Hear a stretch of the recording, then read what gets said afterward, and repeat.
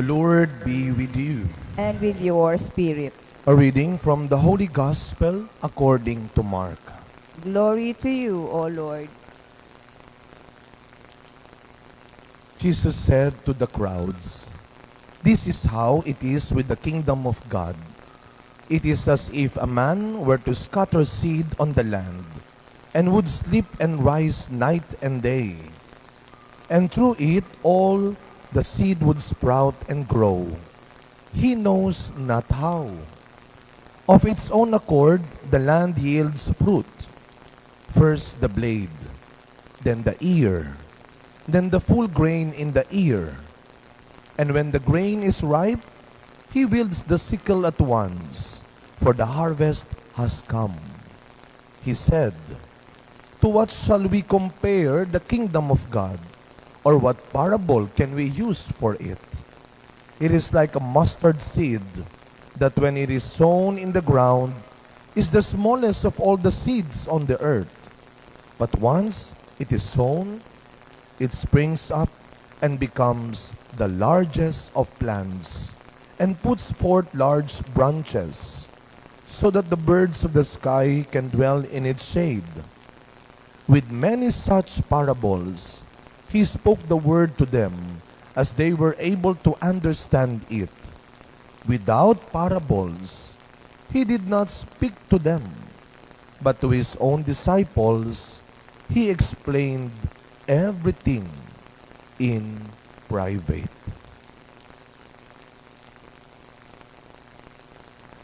My dear friends, the Gospel of the Lord. Praise to you, Lord Jesus Christ. Good morning po sa inyong lahat. Good morning po, Father. Patiin natin ang mga katabi nating good morning. Good morning. And we are now in the 11th Sunday in Ordinary Time. And ilang linggo po natin itong hinintay, pinaghandaan. But sad to say, this is the last and the third day of the pilgrim image of the Black Nazarene sa ating pong parokya.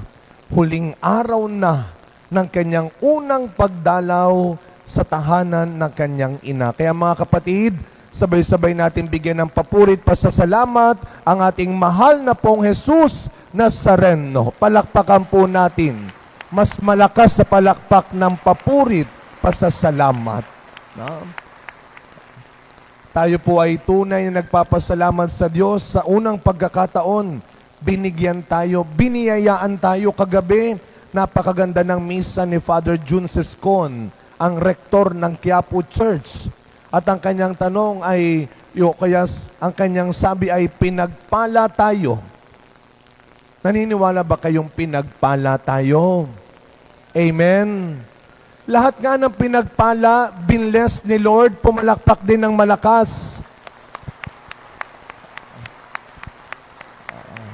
Sabihin niyo po sa katabi niyo, pinagpala ka ng Diyos. Baka naman nakakalimutan ho ninyo, we are all blessed. Anong meron kaya talaga? Alam niyo, 3 araw na pong nagmimisa tayo na halos puno ang ating simbahan. Kaya nga ang tanong ng iba, ano kayang meron talaga sa debosyon na ito? Hindi lang, kaya lalo na po nung ako po ay nasa Quiapo, kitang-kita talaga. Hindi lang Biyernes actually, pero lalo na pag Biyernes, dahil yun ang araw ng debosyon ng Pong Nazareno, nandito ang mga ihos ng Quiapo.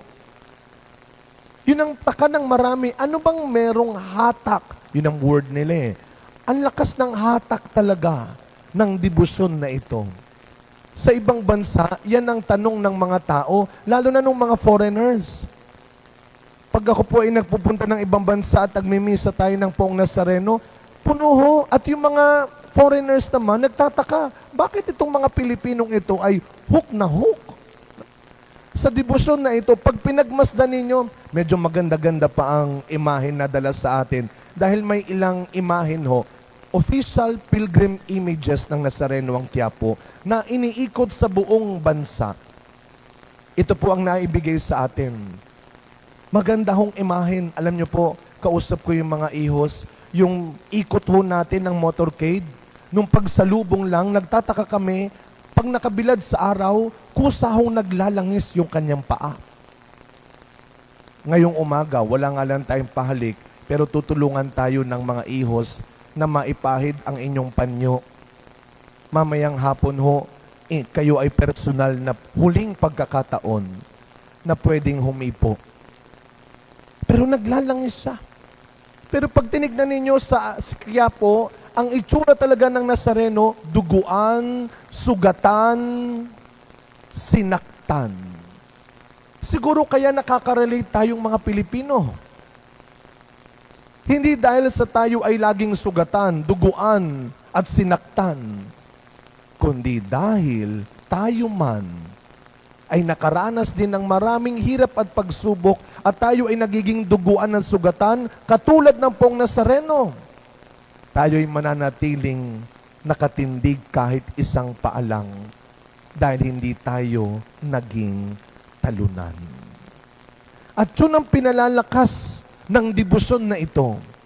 Pinalalakas nito ang ating pananampalataya. Ang imahen ng pong Nazareno ay ang imahen ng tunay na pag-ibig. Ang tagumpay ng pag-ibig. Love wins. At yun ang pinapaalala sa atin. Kaya sa dami ng ating mga pinagdadaan ng pagsubok, paghihirap, sa ngalan ng pag-ibig, hindi sa ngalan ng katangahan, hindi sa ngalan ng kahinaan. Alam mo nang pinahihirapan ka lang, niloloko ka lang, sinasamantala ka lang, aba, hindi mo pwedeng sabihin na, ay ito po'y pag-ibig. Anong pag-ibig? Sabi ni San Pablo, ang pag-ibig ay hindi tanga, pero hindi madamot, hindi makasarili, hindi mayabang. Kaya pag tinignan natin, ang mga nagdedebosyon sa poong Nazareno ay ang mga taong tunay na umiibig. Sa ngalan ng pag-ibig, merong mas malalim na kahulugan at katuturan lahat ng paghihirap. Kaya nga sa ating ebanghelyo ngayon, napakaganda. Saan ko maihahalin tulad ang paghahari ng Diyos? Ito'y parang nagtatanim muna, magdadaan muna sa isang proseso. Meron munang paghihirap, maghihintay tayo, magtitiis tayo. Pero kasabay ng pagtitiis, ng paghihirap, ng paggawa ay ang pananampalataya. Na isang araw, ang buto ng mustasang pinakamaliit sa buto ay magiging pinakamalaki sa mga halaman. Kung una, gagawa tayo. Kaya nga yung ating Pilipinong matandang kasabihan, nasa Diyos ang awa, nasa tao ang gawa. Ito yun. Gagawa muna tayo. Hindi pwedeng debosyon lang ng debosyon nang wala kang aksyon. Kahit maghapon magdamag kang lumuhod sa harap niya, kung hindi ka magsisipag, kung hindi ka mag-aaral, kung hindi ka magbabago, walang himala at pagpapala. Baliwala ang debosyon kung walang aksyon. Kahit maghapon tayo magprosesyon, pero kung hindi tayo nag-aaksyon at walang misyon, baliwala. Kaya ang ganda ng paalala ng Ebanghelyo ngayon, nasa tao ang gawa, nasa Diyos ang awa. Kaya manalig tayo, ito yung pinalalakas ng poong Nazareno. Pag tinignan nyo siya mamaya sa kanyang mukha, isa lang ang sasabihin niya, maniwala ka, may awa ang Diyos. Amen? God will provide. Huwag mong pangunahan ng Diyos. Baka hindi na gumaling eh. Baka hindi ko na mabayaran. Baka hindi pumasa. Baka hindi matanggap. Baka hindi makuha. Baka hindi ko matapos. Huwag mong pangunahan ng Diyos. In God's own way and time. Marahil lahat tayo dito, isang beses sa buhay natin, ginulat tayo.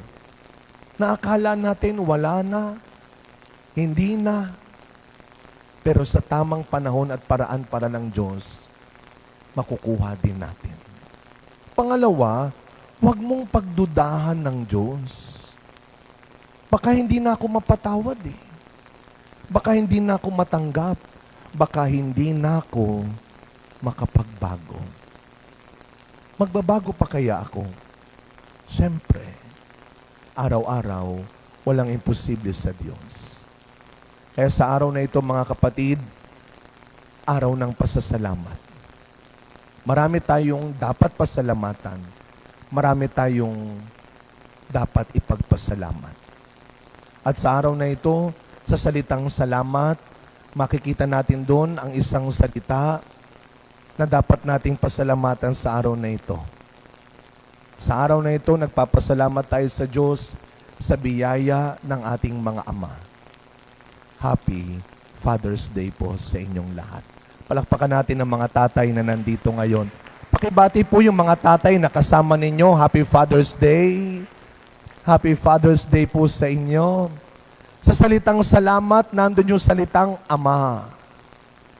At sa ang una nating dapat pasalamatan, Lord, thank you. Ama naming makapangyarihan sa langit, salamat. Hindi namin kayang isa-isahin lahat. At marami kaming nakalimutang ipagpasalamat, pero salamat.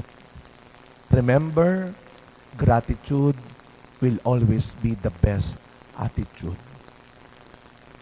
Mamaya hong gabi, babalik na sa Quiapo ang imahen ng Pong Nazareno.